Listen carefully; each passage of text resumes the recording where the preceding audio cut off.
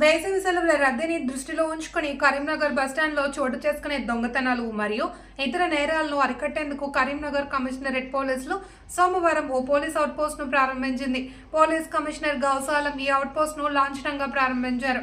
ఈ సందర్భంగా police commissioner మాట్లాడుతూ బస్టాండ్లో ప్రయాణికులకు ఎదురయ్యే ఇబ్బందులను తొలగించడానికి, ముఖ్యంగా దొంగతనాల నియంత్రణకు ఈ అవుట్పోస్ట్ ఎంతగానో ఉపయోగపడుతుంది అని అన్నారు. ఇప్పటికే బస్టాండ్ ఆవరణలో ఉన్న 45 సీసీ కెమెరాలను కంట్రోల్ రూమ్ కు అనుసంధానం చేశామని, 15 సీసీ కెమెరాలను ఏర్పాటు చేయాలి అని ఆర్టీసీ అధికారులను కోరినట్లు వెల్లడించారు. ఈ పోలీస్ అవుట్ పోస్ట్ లో 24 గంటల పాటు పోలీసు అధికారులు మరియు సిబ్బంది అందుబాటులో ఉంటారని కమిషనర్ తెలిపారు. ఇటీవల కరీంనగర్ బస్టాండ్ లో ప్రయాణికుల బ్యాగులు దొంగతనం చేస్తున్న వ్యక్తిని పోలీసులు పట్టుకున్నారని కమిషనర్ గుర్తు చేశారు. అతని వద్ద నుండి 150 గ్రాముల బంగారం, 10 లక్షల రూపాయల నగదు స్వాధీనం చేసుకున్నారు.